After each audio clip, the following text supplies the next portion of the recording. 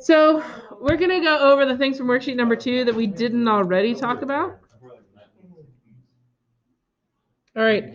So problem number 2 says water vapor in the room condenses on a cold surface. What does condensing tell us? Tells us there's a phase change. Is it going up or is it going down? Down. Do we care that it's on a cold surface or is it just information? Does it matter? Does that mean that there's a temperature change? Not necessarily. There could be, but it doesn't necessarily mean that there is. That's why you can get, condensation on the grass when it's cold outside. It doesn't, there's still water vapor in the air, even if it's chilly. It's just a combination of pressure and temperature and all those things. So if we have our phase energy going down, what's happening with our system? Do we have heat going in or heat coming out? Out. So we've got heat coming out and there's a phase change happening, but there's no temperature change. So we're going to have temperature change, thermal energy stay the same on both sides. We said our phase energy was going to go down. Since I know it's going down, I'm just going to start at 3 and end up at 2. All that matters is that it starts higher than it ends up. You could have 2 and 1. You could have 4 and 2. It doesn't matter. You could have 4 and 0. Did we have a chemical change? No. So all that matters here is that our phase energy has gone down and that Q has left the system. Questions? Yes, sir. I put that the temperature drop, but that's still true. Well, we don't know that. We know that it's on a cold surface, and it's possible that it did, but it doesn't actually say that. So what I would say is if it doesn't say that there's a temperature change, just pretend like there's not one.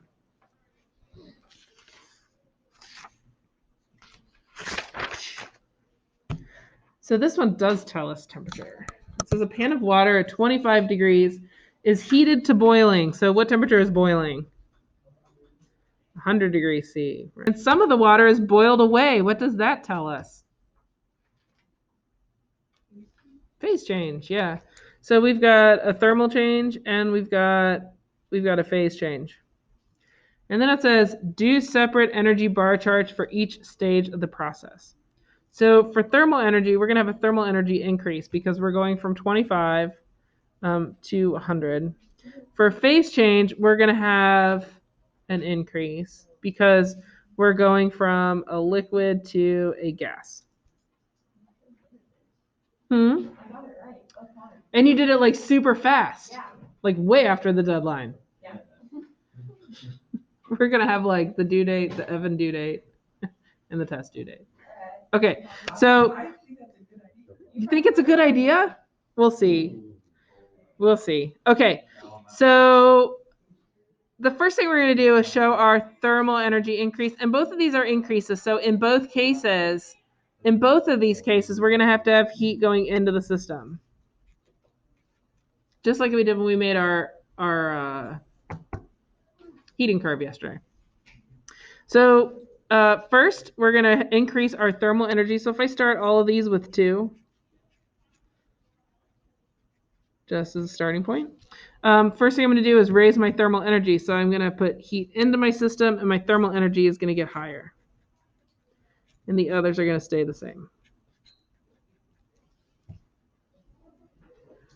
So now what I have in my system is this guy, right? I've got my increased thermal energy, my phase energy, my chemical energy. I know I didn't tell you guys this part. Did you guys pick up on this? So the next step, the next stage, we're going to start with what we ended up with on the previous one. And then to produce our final one, we said that the last thing that happened was our phase energy increased. So we're going to have our increase in thermal, increase in phase energy. Chemical energy is the same it was at the beginning. So overall, we've gone from the first block to the fourth block, but the second and third really are the same. This is foreshadowing, guys. Eventually, we'll do LOLOL charts. LOLOL. LOLOL. What? Is it funny? I think it's funny. LOLOLOL. Super funny. Okay. We're creeping up on one of those things. If you remember nothing else from chemistry, it's important to remember this for the rest of your life. During boiling, bubbles appear in liquid water. What? You guys have observed this before, right? I don't need to like set up a demo. Okay. No. That's how I'll waste more time. I'll waste more time setting up a demo. Do it at home with your family tonight. Okay, so when you've got liquid water, we've got particles in our liquid water, right? Bloop, bloop, bloop, bloop, bloop, bloop, bloop, bloop, bloop, bloop. And our particles are kind of moving a little, some randomly. Do you think so? I could draw better eyes. No, like the letter I. Oh, yeah. Like the Incredibles. Okay. Yeah. What happens when you have a bubble? What kind of air? Hot vapor. What element or molecule is it? How did oxygen get to the bottom of your pot? What kind of vapor? It's water vapor, guys. Okay? So what happens when you've got a boiling pot of water, you end up with like a little region down here at the bottom, right? Where your molecules are going super fast because they're sitting right there on the pan and they're hot and they have lots of energy transfer to them. And so they're spreading out more than the particles that are on top of them. And so when you have a boiling pot of water sitting on your stove, those bubbles, they're just water vapor bubbles. That's why if you guys have done, I don't know if you guys have done this experiment where you stick your hand over a boiling pot of water, right? Oh, no, don't put it in. That will hurt you. So if you put your hand over a boiling pot of water, then what happens to your hand? Why? Because the water vapor is condensing on your hand because your hand is colder than the water vapor. Ah! Yeah. I've never done that. Really? It's like, No, they'd be like, are you it's, not? Why are you putting your hands over both? it's a legit spa treatment. Like people talk about boil a pot of water on your stove and then put a towel. This is scary to me. What? No. You don't put your hand, you don't put your face in the pot. You put your face like above it and you make like a steam tent. I think it's kind of weird, but do you? Wow. Okay. So the stuff that's actually inside the bubble is water vapor. Water vapor. I know my brain is a little tired today for some reason. Water vapor, because it is. Because there's no way that air is somehow going to magically end up on the bottom of your pot, right? It doesn't really make nearly as much sense as maybe there's just a hot space down here on the bottom of your pan and you end up with it's fire. And you end up with gas there that's gone through a phase change. It's just water that's gone through a phase change because you've put thermal energy into it. So then here it says, suppose the burner under the pan of boiling water is put on a higher setting. How does this affect the temperature of the water in the pan? Okay, so yesterday we were collecting data. Did that go well for us? Maybe we could try it again sometime. Here's where we were headed. I'm going to zoom in. All right, so on our chart, if we had gotten good data, I tried to rerun it yesterday afternoon, but I had a meeting instead. What happens is we collect data for a while that looks like this, and then it'll increase, and then it'll kind of flatten off. And those tend to happen just above 0 degrees Celsius, and here in Ohio, just below 100 degrees Celsius. The reason for that is because down here at the bottom, this is where we have ice plus liquid.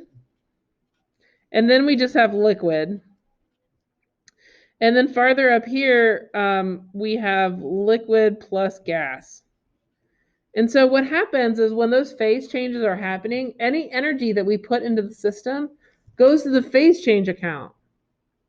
So when you have ice in a liquid, all your energy that you put into that system goes into phase change. Once all the ice is gone, you can't do phase change anymore. And so the only option is for it to go into a thermal change account so that the temperature changes of the liquid and it heats up, what we would call it. Then once it gets to boiling point, which here is a little bit less than 100 degrees Celsius because we are about 900 feet above sea level. But once we reach the boiling point of water for our elevation, then we start doing phase change again. There's some interesting things about this. One is that you're gonna change everything from liquid into gas, like my mom did in her experiment on our stove. I tell you guys about that. My mom went to make oatmeal, and so she put like a saucepan of water on the stove and started heating it up, and all the water boiled away because she forgot about it.